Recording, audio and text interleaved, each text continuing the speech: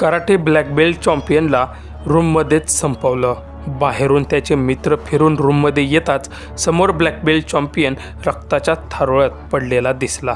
नक्की त्याच्यासोबत असं घडलं तरी काय?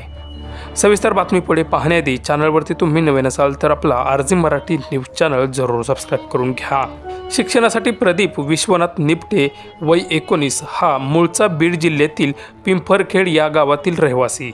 तो शिक्षण घेण्यासाठी छत्रपती संभाजीनगरमध्ये एका नामांकित महाविद्यालयात BScचं शिक्षण गेल्या 6 वर्षापासून घेत होता।